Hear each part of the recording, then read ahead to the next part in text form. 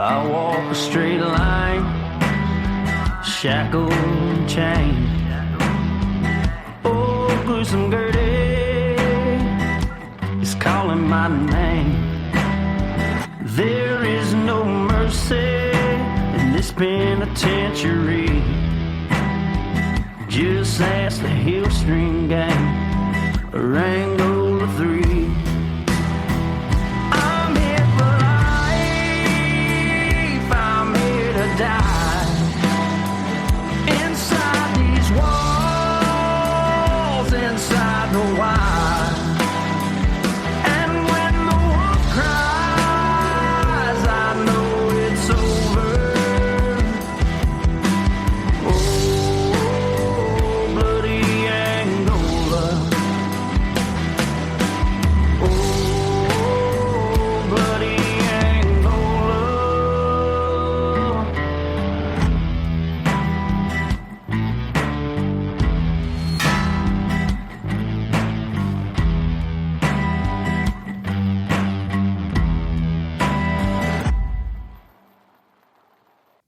Hey, everybody, and welcome to Bloody Angola, a podcast, 142 years in the making. complete story of America's bloodiest prison. And I'm Jim Chapman. And I'm Woody Overton. And it's season 5, episode 5 already. Already, time marches on, right? And want to say thank you again to all our Patreon members. You rock. We couldn't do it without you. And Miss Linda Parker is our newest patron member. And Miss Linda, thank you. And we love and appreciate you. Hey, y'all, if you can't be a patron member, we get that too. We love and appreciate everybody. And please continue to like us and share us and continue to help us grow. And continue to rate us and you know, if you like the show, give us a rating on Apple Podcast or wherever you listen, Facebook, whatever. It really helps. Yeah, the reviews definitely help in the algorithm. Yep. So we've given you a bunch of different stories this year. Our most recent one was the rodeo, which is still going on in Angola. And this story we're about to tell you, we're gonna tell you all about the crimes. We're gonna then get into the court proceedings and the incarceration of this guy. His name is Daniel Blank. And these murders took place in what's known as the river parishes of South Louisiana. For those unfamiliar what the river parishes are, they're classified as the Louisiana parishes that divide the Mississippi River. They include Ascension Parish, St. John, St. James Parish, and it's kind of like working your way towards New Orleans. So before we get into this particular killer's time in Bloody Angola, we're going to tell you about the crimes, and we're going to start off with the victims. And the first one we're going to tell you about is Victor Rossi. Now, Victor Rossi lived in Ascension Parish, Louisiana, and he was 41 years old. What do you kind of describe where Ascension Parish is located? Ascension is just east of Baton Rouge and just south of Livingston Parish, where we're at. And y'all, when we say parishes, for you that aren't in Louisiana, we have parishes and not counties. So parish and county are the same things. Yeah, and he was a small business owner. He owned a very popular mechanic shop there in the town of Gonzales in Ascension Parish, which is a community there. Very popular mechanic shop. A lot of the police officers in Ascension Parish got their personal vehicles, and even the Gonzales Police Department got their vehicles serviced through this mechanic shop. He wasn't super wealthy, but he had done well. He was well off. He was discovered in his home on October 27th of 1996, sadly by his daughter. Right. He was beaten to death with a baseball bat that belonged to him, and it was found on the scene. That's going to become important. Police actively worked that case. Victor Rossi, as we told you, was well known. He was well liked in the community. So obviously, when you have an individual and you have a connection to him, and the community has a connection to him, everybody starts banding together. Right. And Gonzales is really the central seat, if you will, of Ascension Parish. It's Yes. where the sheriff's office is and the courthouse. It's probably the largest city in there, but it's still a very tight-knit community. So Absolutely. So they're working it. And, there's no case they're working harder than the Rossi case. It was a shock to the community. Back in those days, murders weren't common in Gonzales. No, definitely not. You might have got one a year, and that was usually like drug related. So as hard as they worked it, there were no leads. There was no evidence whatsoever to point to a specific individual. Right. And then, that's disturbing, right, for that small of a community. But then only 5 months later, on March 19th, 1997, in the neighboring parish of St. James, the body of Barbara Bourgeois was discovered in her home. Now, Miss Barbara Bourgeois was 58 years old, y'all. And on that day, a relative called police on March the 14th, a relative called the police to conduct a welfare check because they hadn't heard from Miss Barbara. Now, we used to do these all the time.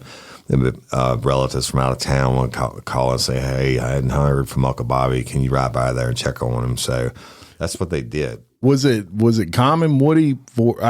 Typically it was probably nothing. Yeah. Well, a lot of times they were dead. Wow. And old elderly people died in a chair. I'll never forget one. We went on. It was the summertime, and you knew there was a dead body because you could smell it from outside. It was a trailer. And it was an elderly lady, and so we had to take the front door. And when it did, I almost shot my foot off because a bunch of cats came running out when we kicked the door. Oh, Lord. Scared the shit out of me. And then when we got in there, I thought it was the most gruesome homicide I've ever seen because she was laid back in her chair and her eyes were gone. Like somebody cut them out. Yeah. And her ears were all shredded off. And when we got to the autopsy, the coroner said, "She have cats?" I said, "Yeah, she had a bunch of them." But she was also very disfigured, like from the heat. Yeah. Even though the air conditioner was on, the TV was on, she was still kind of bloated to the point where we went to pick her up, her skin sloughed off. But the coroner said, "She have cats?" And I said, "Yeah." He said, "Well, that's what did all this. Her cats ate her eyes and her ears because they were hungry." Oh my gosh. that just popped in my head. I don't know why. Jeez. But anyway, so the cops show up at Miss Barbara's house, and they found her stabbed to death on the floor in her living room, and she had been violently beaten to death with her own vacuum cleaner, and then she was stabbed repeatedly. Now, that's horrible, right? Miss Bourgeois was a pillar of the St. James community, which is even smaller, y'all, than Ascension. And she was an avid volunteer and special education teacher, and no one can imagine why someone would kill her so savagely. But cops do what they do, and they work the scene, and evidence found on the scene pointed to a very horrific death in which Miss Barbara had fought for hard for her life. And again, just like in Ascension Parish, police were at a loss as to a suspect. Then on April 10th, 1997, the body of Lillian Philip P. was discovered in Ascension Parish again. So now you got 3 bodies. Yeah. And in St. James, as you just brought up, you talk about murders being rare, even more rare than in the Ascension Parish area. Right. St. James, it just didn't happen. Right. I mean, you didn't have those. And so, especially for someone, as you mentioned, that was such a pillar of the community, this lady was just good as gold. Right. And, teacher, who kills someone like that? And so stabs them and beats them with their vacuum cleaner. Totally at a loss. And as Woody said, another body gets discovered just 21 days after that. Lillian Philippi was 71 years old, found bludgeoned to death with her own trophy. Again, a weapon of opportunity. Now you notice in the first murder, it was a baseball bat. That was there. Now it's a trophy that was there. And then it was a vacuum cleaner. That was there. Yeah. So these are weapons of opportunities. And before we go any further, I would imagine Woody, as an investigator, you look for things like that? What did they use? Yeah, like on Miss Barbara Bourgeois' case, the first thing you're looking for is knife sets. If she's been stabbed to death, you're working in a scene, or kitchen drawers to be open, and obviously if there's a knife set and there's one knife missing, you suspect that it could be matched up at the autopsy. But yeah, I mean, the vacuum cleaner and all that shows, I doubt if the guy carried the knife in, but that shows that he is using whatever he has on hand, literally. Yeah. And horrific. I mean, he's beating the shit out of them to death, essentially. Now that trophy was taken from a bedroom in the house. Her body was discovered in another bedroom. And in this case, the phone wires were cut and the perpetrator killed her, then went through her safe, her purse, and then left. There was evidence to point to that.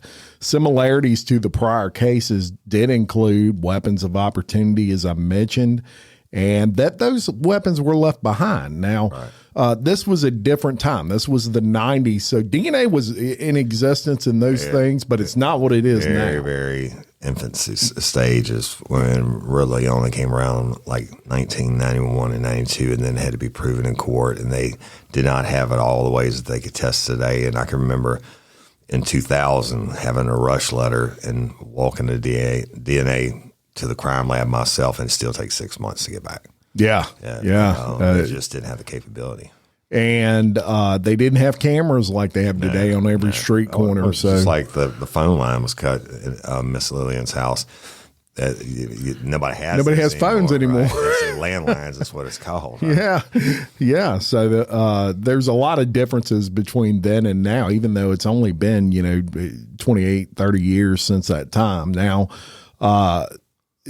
with 2 murders so far in a short period, and now you've got a third, the community obviously is starting to take notice, especially these communities. Mm-hmm. This is not major cities. You're not in New Orleans here, where you hear about murders more frequently. Right. This is just crazy weird to these people, and panic starts to set in.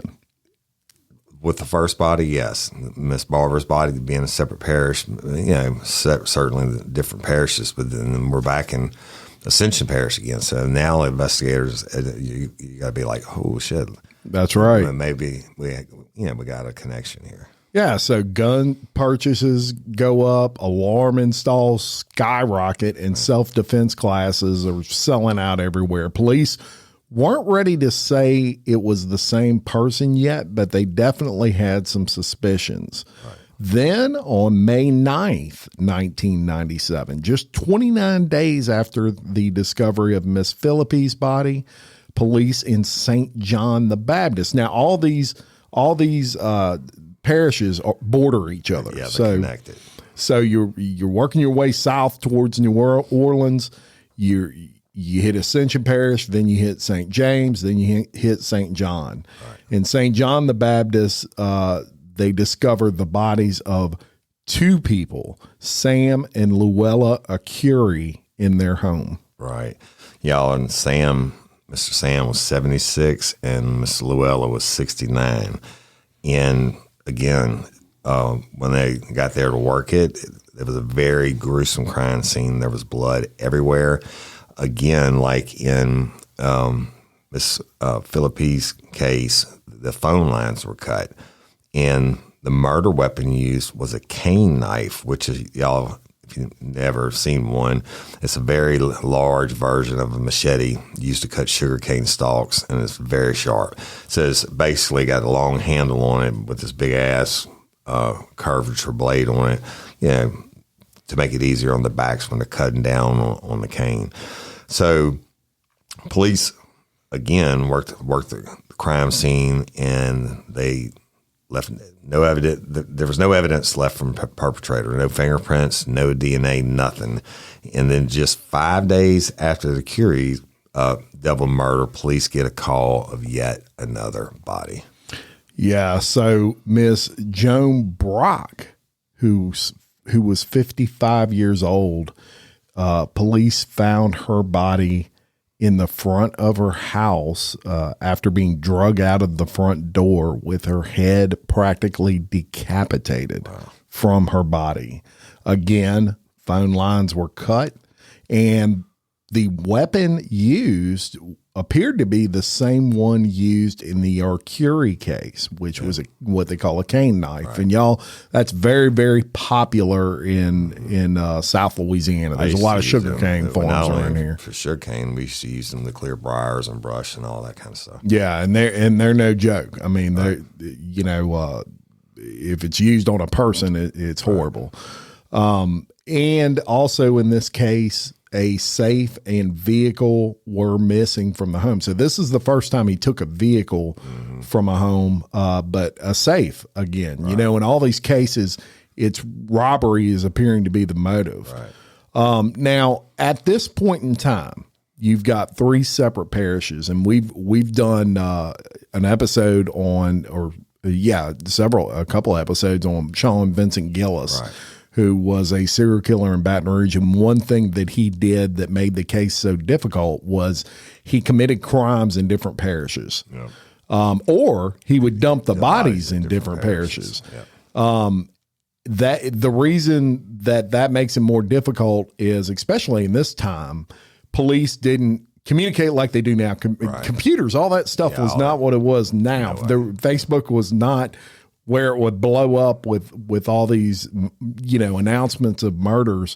So police in these neighboring parishes did not realize until they really did some investigating that things were going on in Ascension Parish, St. James, St. John, but with no leads at all. And again, St. John, another smaller parish, police decide to reach out. Some detectives said, man, maybe we need to call like Gonzalez and call Ascension Parish and see if they have any unsolved cases. And they would have been friends, Landry and all them in Ascension Parish when I worked in Livingston. You know them. Every once in a while, you might work something together. So at some point, they would just call your buddy over there and say, hey, y'all got any unsolved homicides? Yeah. And they'd be like, yeah. Oh, tell me about it. Well, the phone lines were cut, and a safe was missing. Oh, shit. Yeah. We had the same thing. Yeah. And so some astute detectives did reach out, and Ascension Parish detectives stated they had 2 unsolved murders. And when they started talking about those murders with the detectives, they realized some patterns match. Right. Robbery and the brutality of the murders in particular, the phone lines being cut, all those things were the same. And if you notice, people, all of the victims were older. Right.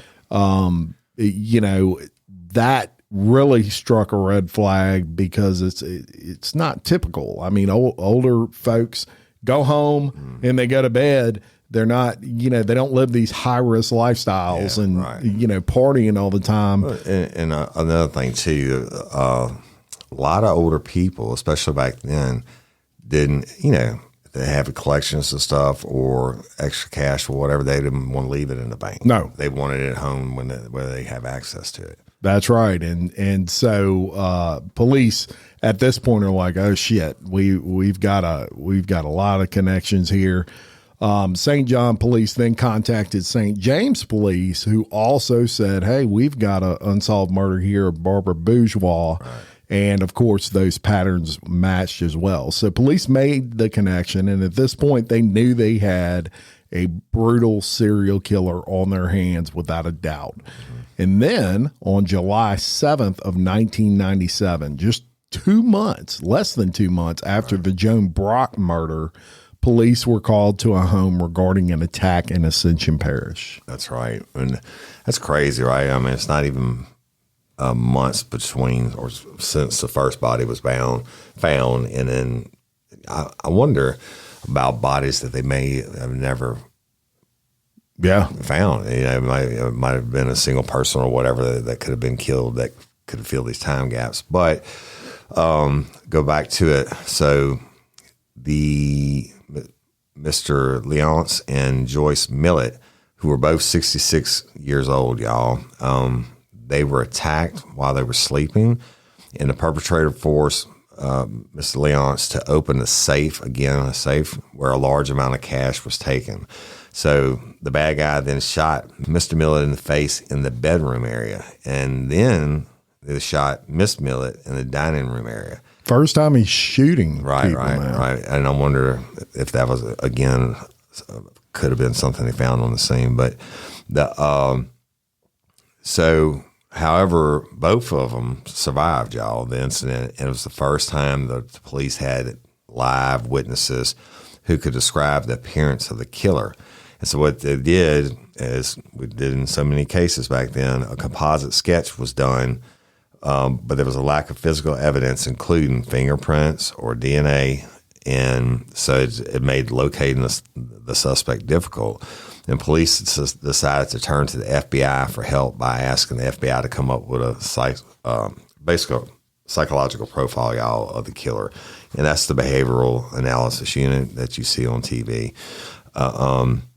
So the FBI comes in, they'll work and they'll look at all the different things, and on the profiles, they'll make it fit one way or another. And so the profile they came up with said the suspect will have an obvious change in lifestyle due to the amount of money taken off the victims. Like somebody that's normally poor, now they're blowing money, right? And the suspect is familiar with and likely from the area where the crimes are taking place. The profile also said the suspect will likely leave town now that survivors exist, but for a plausible reason so as not to raise red flags with family or friends. And they said the suspect is without a doubt a serial killer. And y'all, a serial killer defines a person that kills two or more people that unrelated times. Yeah. So it's not like you walk into McDonald's and shoot 5 people, you're a serial killer. No, you're doing different crime scenes at different times and killing different people. Yeah, and Woody, let me ask you, when you talk about profiling, it's amazing how the FBI does this, and they don't always get it right. As a matter of fact, in the Baton Rouge serial killer case, yeah, they got the race wrong. The race wrong, and that can, you want to lean on and take in the advice, I would imagine, of these profilers, but at the same time, you don't want to maybe lock into it so much that you totally ignore. You know how they get the profiles? No, they go into the prisons and so let's say serial killers, and they'll give them this big questionnaire and say you can't get in trouble for anything that you answer, and it covers the questions. It's like thousands of questions, and it covers them from the time they can remember as a kid to the time they got arrested for their crimes as an adult. It's just everything, favorite color to this to whatever, all these different questions, and they take them back to Quantico and they study them, and they're able to break them down into certain groups. Wow! And it said that they were so successful in serial killers, they went back and did it for serial rapists and all the major crime groups. Very interesting, yeah. And in this case, as you'll see as we move along, they were pretty dead on their profile of this guy. So shortly after receiving the profile from the FBI, the police had a decision to make. Anytime you're working a case and something like this is so high profile, you have to be careful what you put out there. Right. There's some things you don't want to put out there because you want to save something that only the killer would know, maybe. Right. It helps cut out on the crazies that call in. Absolutely. And I'm sure you get those. Yeah. And if you'll remember, people, there's a case going on right now with the Idaho serial killer where police had a ton of information, but they did not release it. And it was to the point the public was thinking these guys don't know what they're doing. The whole time they knew what they were doing. Yeah, they were just very smart about it. They didn't want to tip off the killer. Yes. So this was a similar situation to that, but at some point you have to say we've got to release some things and get the public's help. They're basically out of fear of if we don't, we might be missing out on some information. But more importantly, if someone gets killed by this person, again, we could have forewarned them. Yeah. So they release the sketch that was made. of the suspect and the results from the FBI profile. And they even open up a tip line. And as you would imagine, they get a massive response. And I'm sure some of those were from the crazies. Right. Yeah. I mean, I've got everything from, there's a shooter on the grassy knoll to Martians to whatever, right? But one of these tips was received from a video poker worker in the River Parishes area. And that's somebody that, who will work on these machines or collect the money and stuff. And part of the money goes to the establishment, part of it goes to the state of Louisiana. So, but the worker stated there was a regular whose spending habits dramatically increased and looked similar to the composite drawing. And during the interview with the worker stated that the suspect had started wearing expensive jewelry and had just purchased a brand new motorcycle. And, right? So just like the profile said. And when asked what the suspect drove prior to the motorcycle, the worker stated it was a pickup truck with a boom in the back to lift engines. That's a big clue. Right. That's a huge clue. You don't see many of those. No. This information was then passed on to the detectives with the Gonzales Police Department, and it caught the eye of a detective, Dow Bren. And Detective Bren actually knew an individual who drove a truck fitting the description by the name of Daniel Blank. And not only did he drive a truck with the boom in the back, which is rare, but he also knew Daniel Blank used to work for a good friend of his who was, guess, Victor Ross, who was the first victim, the murder victim in our story. That's huge. Yeah. And again, we said Gonzales was a small community. Everybody knows everybody. Right. And, you say it a lot on Real Life Real Crime that, don't hesitate if you think something is important and police are putting the case out there. Don't hesitate to mention it.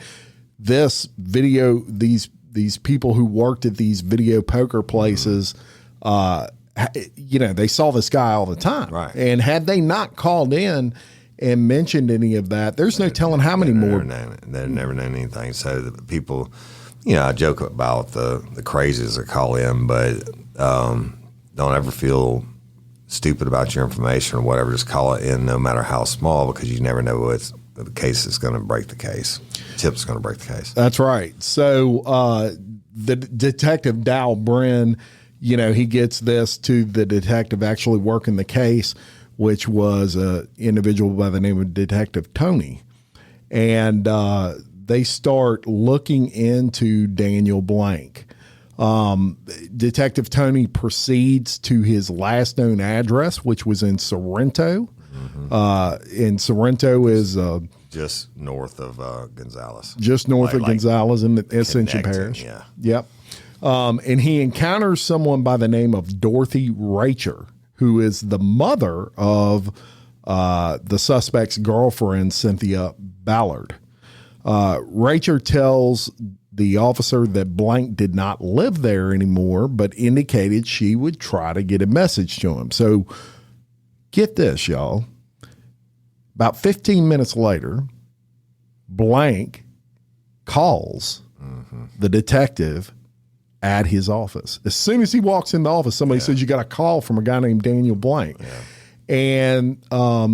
And so the officer advises Daniel Blank that he wanted to question him concerning some murders that had occurred in Livingston Parish. And as a matter of fact, we're going to go ahead right now and we're going to play you that phone call. In Ascension Parish, right? Yes. And we're going to play you that phone call of Daniel Blank calling, and it's apparent, if you ain't figured it out by now, that as soon as he left, the mother of the girlfriend called him and said the police are looking for you. Right. So here's that. Hello.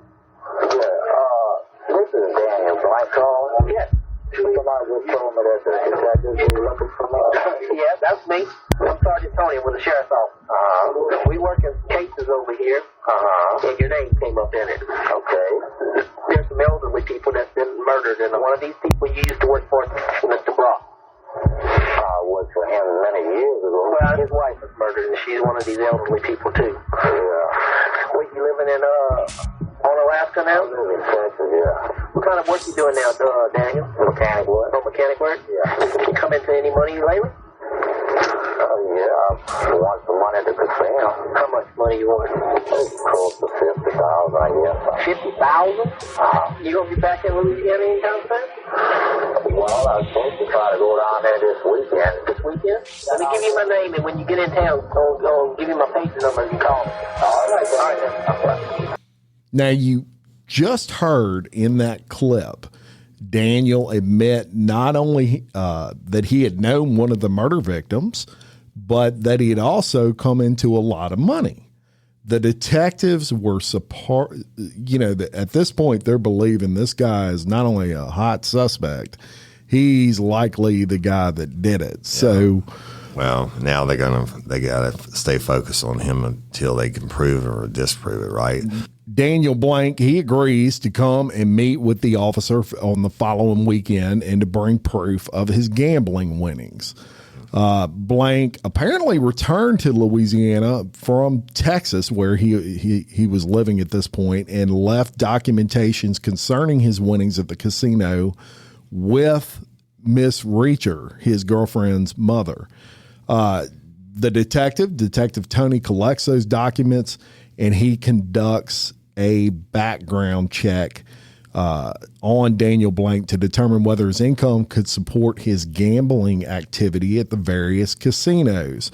So get this, y'all. When you put that card inside of the machine to get your points, what you don't realize is going on is, or some of you may, but it's tracking your winnings and your losses. Right. And this was where they did something really smart.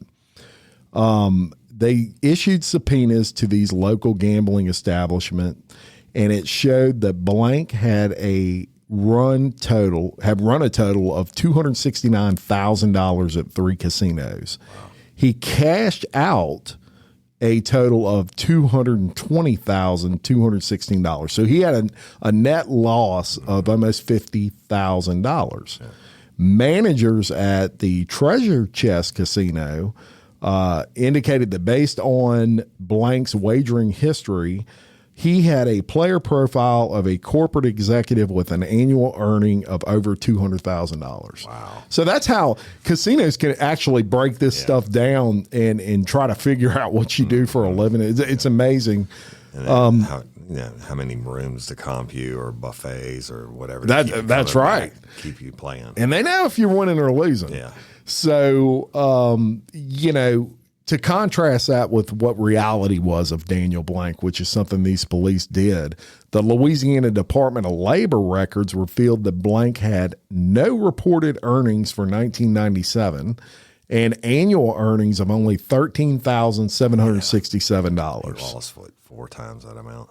Yeah, and $5,410 in 1995. So, Department of Motor Vehicle Records said that Bellard and Blank had purchased a pickup truck, him and his girlfriend, a station wagon, a motorcycle, and a utility trailer in 1997. You got no job. And you got no job. Paying $5,000. That's right. And the task force also learned that on July 15th of 1997, Blank had purchased a mobile home for $22,000 in Onalaska, Texas. And so, Detective Tony has all this information. He calls Blank again, and he says, look, man, you need to meet with me and kind of, we can go over this stuff and see where you're getting this money, right. Is the way he kind of, tried to spin that. Blank says, okay, I'm coming down this weekend. Never shows. Never shows up. So, So police at this point, they know that they're dealing with somebody who is 99.9% the killer of these. They definitely can't get off of them now. That's right. The more they go, the more information they get, the makes it look worse for Blank. Yeah, so they start digging into his background. They start trying to connect some dots. Right. So y'all... And the police were able to connect Daniel Blank to every one of the murder victims. Listen to the connections that they made. Victor Rossi, blank worked for him, right? Miss Joan Brock, blank worked for her husband. Barbara Bourgeois lived close to her for a time. Miss Lillian Philip P. had actually bought auto parts from her husband. The Curie's girlfriend's employer was right across the street from where they lived. Right? They also knew robbery was the primary motive, and Daniel Blank had a badass gambling addiction. Well, he sure did. And so if you're an investigator at this point, what are you thinking? Right. And keep digging I definitely think it's him, but keep digging until you can get that probable cause, because it's a murder. Yes. And so police eventually, the issue they're running into is he's in Texas. They're in Louisiana. Right. And you have to have the problem in all of these cases is they had no physical evidence. Right. So technically, all they had to go on was a ton of circumstantial stuff, and they couldn't force Daniel Blank to meet with them. Right. Let me interject real quick. So, look, I heard it told in a murder trial like this on the types of evidence we're talking about. If you're standing outside and the clouds darken and it's cold and you see snowflakes actually coming down, you see it and you feel it, and they land on your head, they land on your face. That's direct evidence, right? Now, if you're inside and you're getting ready to go to bed and you look out the window and there's no snow on the ground, it's dry, but it's cold and the same clouds are there, and you go upstairs and you take a nap, you come back down and you look out the window and your yard is white, 6 inches of snow, right? Yep. You reasonably can assume that it snowed. You Right. didn't see it directly, but you can assume, and that's what's going on with Blank. They got all this, hey, we were taking a nap, but look at all this evidence. They didn't have that direct. They didn't see him do it. They don't have the DNA or whatever yet, but everything points towards him. Everything's pointing that way. And after he kind of stood him up and did not show up when he said he would to talk about all this, the detective said, well, we're going to go to him. Absolutely. So they knew where he lived in what was now Onalaska, Texas. And so Detective Tony, accompanied by members of the task force, including Officer Bren, Lieutenant Benny DeLon, Detective Todd Email, and FBI agent David Sparks, proceed to Onalaska to interview him. And they were armed with search warrants for both his home and his business. He had a business there. So the task force encounters him on November 13th of 1997 when they arrived at his place of business. He had a business called Daniels Automotive, and he readily agreed to accompany these officers to the Onalaska courthouse. And so for the next 12 hours, Detective Tony and other members of this task force questioned Daniel Blank, first about his spending habits and later about his participation in the murders. Now, in the interview, they were hammering him, absolutely hammering him on money. That's obviously where they felt like they had a really strong case. Remember, we told you they went back through his background. They tracked his gambling spending. He was $50,000 in the hole, yet he was driving a car in Texas that he paid $20,000 cash for. He paid like $20,000 for his trailer that he was living in there, all cash. And he furnished it with like $1,000 worth of furniture. And they knew as a blue collar mechanic, he was making in the neighborhood of about $40,000 a year, even if he was getting paid cash. Well, Daniel Blank was trying to explain this away by saying these were gambling winnings. This is where are you getting this cash? Oh, I win it at the casino. What they're doing is they're locking him into his statements. I mean, they asked him a question about it, and I wanted a casino, right? That's your story, right? So you lock him into it, and then you come back and circle back around and do what they're about to do. Yeah. So they kind of lay it out there and they say, look, we've been tracking this. You know, we know how much you've won and lost at the casino. You're in the whole $50,000, Daniel, and you didn't make by $5,000 last year. And you can see in this interrogation that it's pressure, man. This guy's feeling a lot of pressure, and these detectives are really astute at interrogation. So they ask him at some point if he would agree to take a polygraph, and they do three separate polygraphs, and Daniel Blank fails every one with flying colors. Yeah, so we're talking about they probably did 3 different ones because of the amount of victims, and there's usually 3 questions that are directly related to the victims. Instead, they don't say, "Did you kill Miss Barbara?" You never do that because that's an emotion-evoking term. You'd say something like, "Did you know Miss Barbara Bourgeois?" You can get them to say yeah, and say, "Have you ever harmed Miss Barbara Bourgeois?" Defining that as everything from punching her in the mouth to beating her with a vacuum cleaner, and then get them to say no. But the question on the test would simply be, "Have you ever harmed Miss Barbara Bourgeois?" And it would come back as deception indicated, which they're saying he took 3 separate tests. I would assume that they're on 3 separate issues, and he had deception indicated to all of them. Yeah. So, and you have to remember this is over a 12-hour time period. Right. So they are trying to also emotionally connect with Daniel Blank. Yep.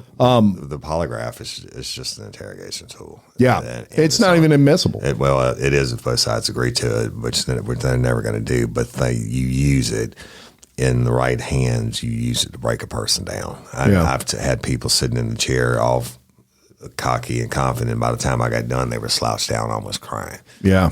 And when I tell them that they fail. Yeah. So it's strictly, you're right, that throughout this whole 12 hours, they're making personal connections and breaking them down, hammering them to get the juice. And to tell you some interesting interrogation techniques that Woody can kind of back up here with some firsthand evidence. When they first got to the room, this interrogation room, and it's just like you pictured on TV. It's a big table, and there's 2 detectives and Daniel Blank. And initially, when they walk in the room, Daniel Blank is sitting across from one of the detectives. So the detectives say, "Will you sit here?" And they pointed to the end of the table and had Daniel Blank sit there. And the detective explained that you never want anything between you and the guy you're interrogating. Right. You can't. It's almost a barrier. Right. As you're doing it, and as the interrogation goes on, the connection goes on, you close that distance. Close this distance with the person that you're interrogating, and you may have to put your hand on their knee and get closer. And some of them you got to cry with, and some of them you got to pray with, and some of it just. Everybody's different, but yeah, I would always close that gap and make that personal connection, because even a hard ass, if they believe that you're maybe trying to save their life or whatever, and you get on them and most people want to unburden, and you just got to get in there and get it. Yeah. So that's just what these detectives did. And the detective that was actually leading the interrogation, he noticed that every time he brought up Daniel Blank's mother, Daniel Blank would emotionally interact with that. He would get upset. Daniel Blank's mother had passed away 3 years before this interrogation, and they knew that. And so he brought Daniel Blank's mother up intentionally to see if he could get a reaction. He noticed it would kind of break Daniel down every time he did that. Right. So he did something very interesting in this interrogation, in that he turned to him and he said, your mother would want you to admit that you did wrong and take responsibility, Daniel. That's what she taught you to do. Right. And he's literally, y'all, putting his hand on Daniel Blank's shoulder as if he's his friend. Right. And he's saying, she would want you to do this. And it is the most bizarre thing. You can literally see him break. physical connection and almost like he was having a heart mom, attack. right? Using the mom against him. So he does. He breaks, and he confesses to these killings, and we'll get into those in the next episode as we go through the trial and the aftermath of that. But because he does give some details that we have, but he confesses to these killings, and he confesses to every one of them eventually over time. The detectives then, formally arrest him, and they bring him back to Louisiana. And we have a new article that we're going to read you. Woody's going to read you from the New York Times that is dated November 17th, 1997. And it contains some details that we definitely didn't want to miss. So Woody's going to read you that article. And again, y'all, but now, and with his confessions, you're outside and you get to see the snow. Right? Not only did it look like it was about to snow, it's actually snowing. It's a blizzard. So this New York Times is titled "Mechanic Held in Series of Killings. Police in Louisiana Say Gambling Habit Motivated the Suspect." November 17th, 1997. So basically a year after the first murder, or almost a year after the first murder. So it says, at the Airline Motors lunch counter in Sugarcane Country, a rifle shot away from the muddy churn of the Mississippi River, the talk about Daniel J. Blank is as straightforward as the food served here. He was a gifted mechanic, a quiet customer with deep blue eyes, a family man who drank his coffee black. But last week, Mr. Blank was jailed and arrested on 3 charges of first-degree murder.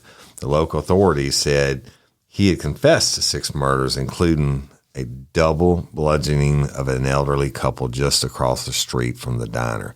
His arrest was a big event in a town that often goes a year without a killing, and stirred the memory of a waitress, Gloria Vicknair.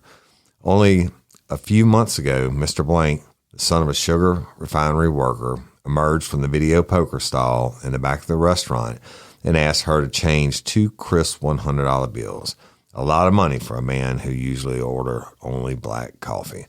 Ms. Vicknair said she made the change but thought nothing of it. They say it's always the quiet ones that'll surprise you. He was extra quiet, she said after the arrest was announced. Of course, I was lucky. He went after wealthy people. I work for a living, thank God. A quest for the big win and a lust for a piece of the American dream, the police said, was what drove Mr. Blank to kill 6 elderly residents within 20 miles of his family's home in the river Parishes, a water-bound stretch of chemical plants and sugar cane between New Orleans and Baton Rouge. Most of the dead were elderly. Most were found in their homes with their pockets turned inside out, and nearly all had at least a nodding acquaintance with Mr. Blank. One couple survived being beaten and shot. Leonce Millich Jr. and his wife Joyce, both 66, of Gonzales. The authorities said Mr. Blank had killed to feed a gambling habit. He favored slot machines and video poker, acquaintances said, and visited many different gambling parlors. Toward the end of his suspected string of killings, Sheriff Wayne Jones of St. John the Baptist Parish said it became apparent that Mr. Blank was either on an extraordinary lucky streak or was up to no good. The authorities estimate that he had stolen as much as $200,000, much of which he was believed to have squandered at the casinos. He was without a question a gambling addict, Sheriff Jones said. I guess you could say his income didn't quite correspond with his lifestyle.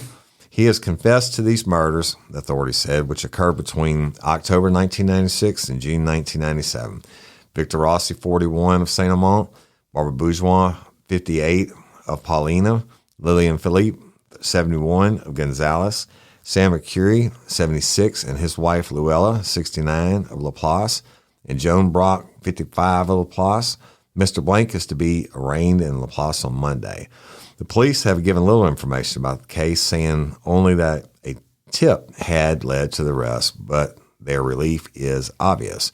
It was the first homicide we experienced since 1986, Bill Landry of the Gonzales said. Wow. Right? And I actually know him. He's a good dude. We weren't prepared. We had to retrain ourselves. His office handled 3 of the cases, 1 murder in April and a double murder attempt in July. Acquaintances and family members said that since the killings began late last year, Mr. Blank had lived at a notch or 2 above transient status, making 3 moves in the river parishes and then moving in this summer to a small resort town in eastern Texas. Mr. Blank was taken into custody in Onalaska, Texas on Friday, about 4 months after he reportedly tried to buy a 4-bay automobile repair shop there for $65,000 in cash. During this time, Mr. Blank periodically appeared at his boyhood home, a jumble of trailers and frame structures in Paulina, west of Laplace, to report on his new fortune. Once Mr. Blank, known as Bone to his family, wheeled into the dusty yard on a shiny red Suzuki motorcycle. On 2 other occasions, he arrived with huge cardboard copies of checks from casinos in nearby Kenner and Baton Rouge. Checks payable to Daniel Blank totaled $33,000.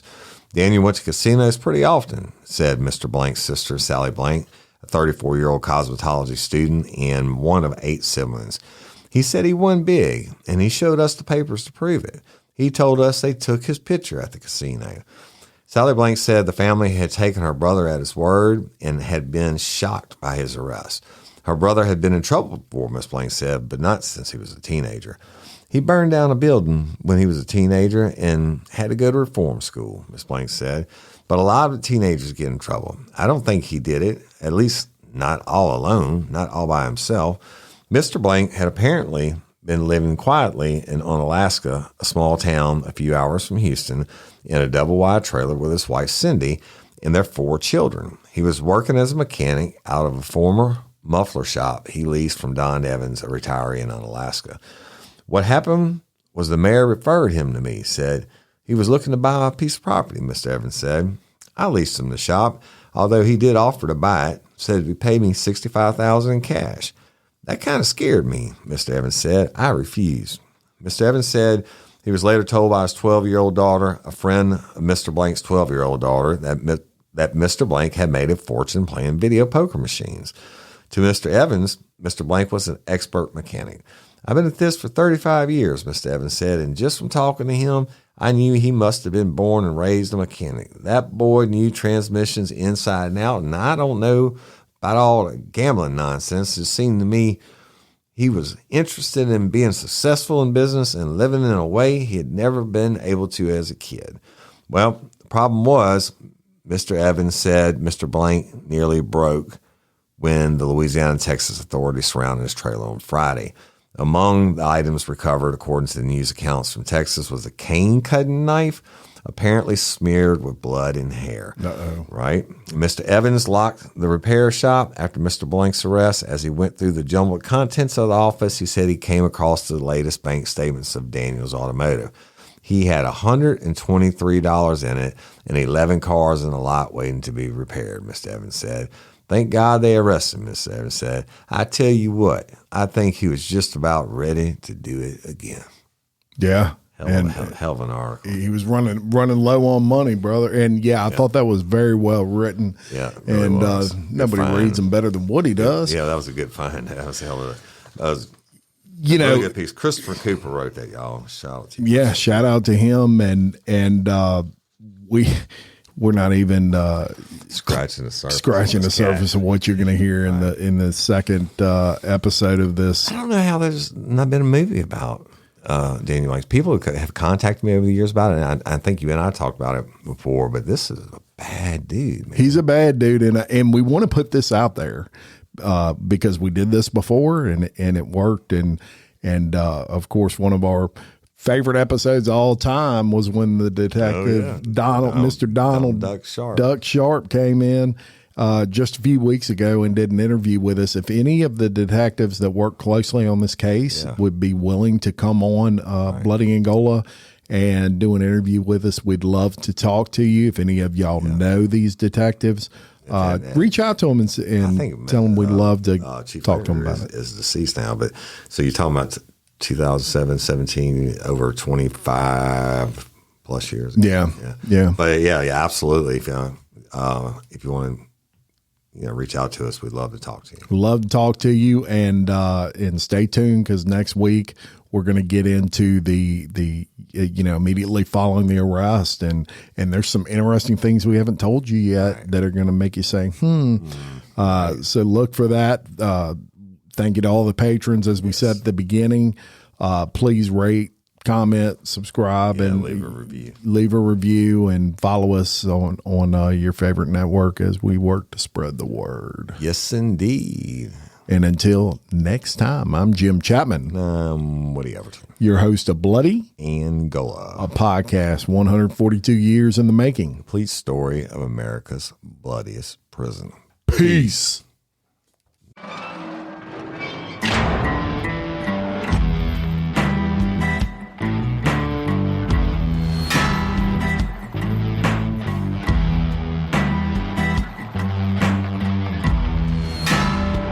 I walk a straight line, shackled and chained. Oh, gruesome Gertie is calling my name. There is no mercy in this penitentiary. Just ask the Hill String Gang, Rango